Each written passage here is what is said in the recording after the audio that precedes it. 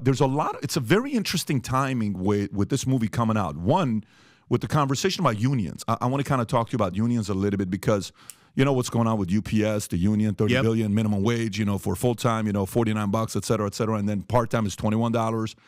And then also what's going on with the union strike in Hollywood, SAG, all of that stuff. And then also the way movie ended. When they're looking at each other, it says, you realize what we invented, right? Yeah, and it's scary. It's scary, right? That clip that shows, like, what if the nuclear bomb takes over the entire planet and, something like that happens. I walked out of the movie. This 85-year-old man is sitting in front of me. I'm saying 85. I didn't ask his age. I'm just assuming he's 85. Yeah, my dad's 81. He walked like my dad plus 4 more years. Is how we got. Yeah. And right afterwards, I said, excuse me, sir, so what'd you think about the movie? From your perspective. And he says, this is so scary. I said, tell me why it's so scary. He says, because we could be there. I said, what do you mean we could be there? He says, because we're playing with fire right now. Yeah, Ukraine and Russia and all this stuff. This could we're acting like World War III is not possible. It could happen at any time if we push the envelope a little bit too far. So open-ended question for you. Do you think the proxy war America is playing, this ain't the first time we've done this. We've done it for a long time. Many other countries do it all the time. China does it. Russia does it. It's a thing. You're instigating between two countries. Yes, one, you're representing NATO because you're part of NATO. 2, you're anti-Russia. 3, there's some controversy with Ukraine, Burisma, all that other stuff that's going in there. Do you think we are playing with fire that it could lead to possible World War III? Or you're like, nah, it's less than 1% chance? Well, I would never say that it's less than 1% chance. I'm always worried. And I think it's complicated. So first of all, honestly, I walked out of that movie thinking, oh my God, Trump cannot be president again. We cannot have a deeply unstable guy as president. And part of the reason was the scene with Truman. And so I don't want to give too much of the movie away, but Truman is kind of flippant, in the movie at least, about using the bomb. And I thought, man, if you have a guy who's not a serious person in that office and is kind of flippant about using the bomb, and next thing you know, the other side launches, and then we're in a world of trouble. Trouble we cannot recover from. Now, in terms of the Ukraine war, I have a nuanced opinion on it, and we have had that opinion for a long time on Young Turks. And it's, number one, we pushed too much in the beginning. Like, we pushed NATO too close to Russia, and we don't need it. If they had pushed their alliances next to us, we would have flipped out, and we know that for a fact because when the Soviets moved anything into Cuba, we nearly went to World War III over it, right? So forget Mexico. They were in Cuba, and we almost launched, right? So we should not have been pushing that close into Russia. That is a legitimate Russian interest outside of Vladimir Putin. Okay, now having said that, we backed away at the end and said Ukraine's not going to be part of NATO, and I thought that was going to do it, but it turns out, no, Putin was always going to invade. And so like Dick Cheney and George Bush were always going to invade Iraq, Putin was always going to invade Ukraine. And since he was going to, it looks like he proved definitively that he was always going to do that. That to me says the real danger is Putin. And so I'm really worried about putting him in a corner where he thinks I got no way out but to use some weapons that I shouldn't use. And so now having said that, in my opinion, you can't just leave the Ukrainians to die because this madman invaded them and took over some portion of their territory, etc. So I believe in helping the Ukrainians, but I don't believe in pushing NATO into Ukraine. Now, post-war, of course, it's a tougher ask when the Ukrainians say, well, I mean, these guys invaded us, right? So we got as good a reason to be in NATO as anyone. But that's also a pretty good reason not to have them in NATO, to be honest. And it's that puts it as a very difficult question, not an easy one. I got to follow up for you on that. So you know how I'll tell you my concern, like conservatives were like capitalists. I'm a capitalist all day long. I'm very comfortable saying it. You're a socialist. We'll have the conversation. What democratic socialist you'll call yourself or? No, as I explained in my book, Justice Coming, I call myself a democratic capitalist. Yeah, I remember as a democratic capitalist. Yeah, last time he did say that. So for me, I'm a pure capitalist is what I am, right? I'm a capitalist, more conservative leanings, how I want to raise my kids, family, certain things I'm not for, totally fine. I love discourse. I love conversation.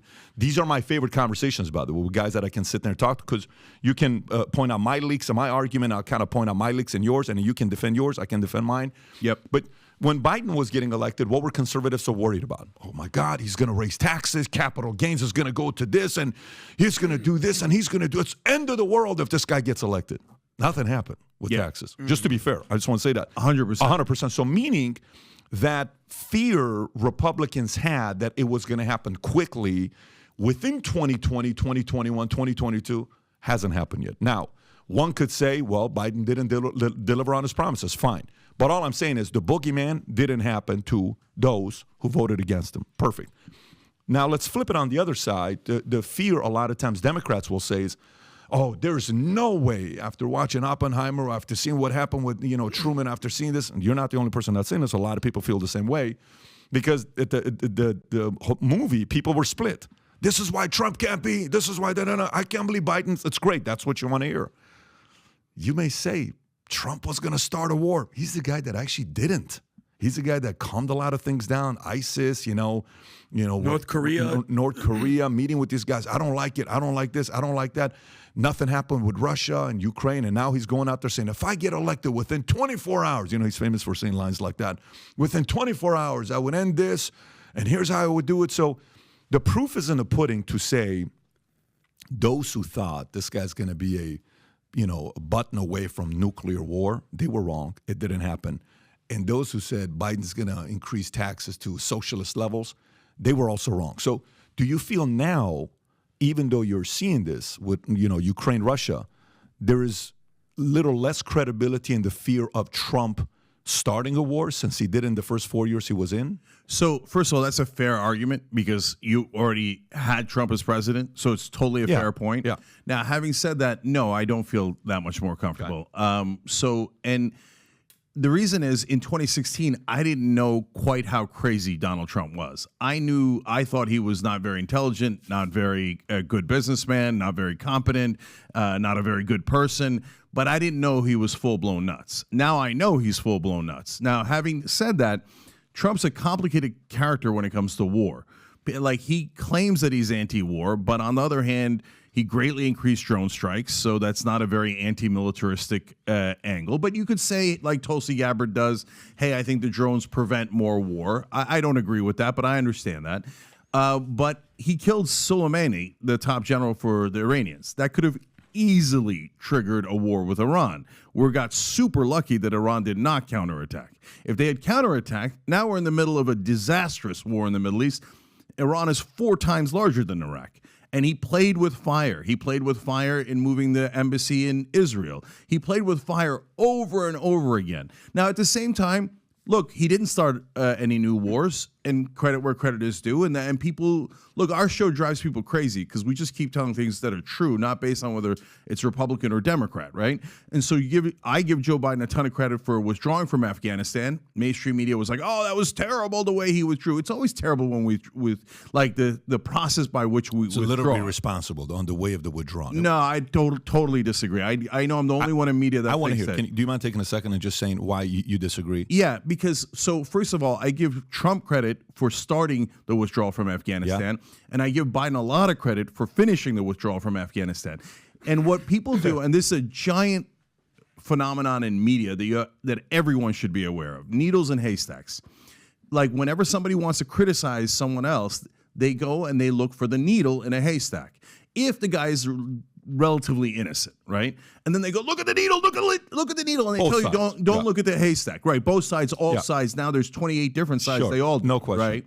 So in that case, they're like, oh my God, look at the people that died in the withdrawal. Why? Because mainstream media, corporate media overall, did not want the withdrawal. They love war, and so they didn't want Biden to withdraw. Anybody, and if it was Trump, the same exact thing would have happened because the withdrawal, it was already planned for a long, long time. And even so, they screwed up parts of it because they're human.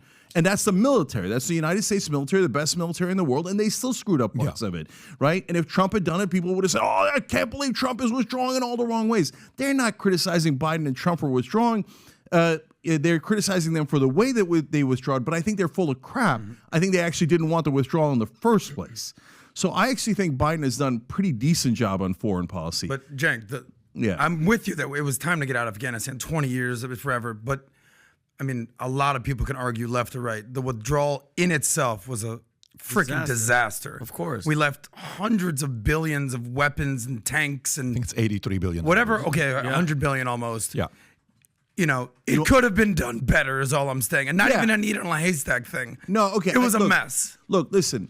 But I'm glad we got out is my point. I made that case 2 years ago. I'm like, this was a mess, but I'm glad we're out. Last things I'll say out of this. Yeah. Look, I criticize Biden maybe more than any host in America, right?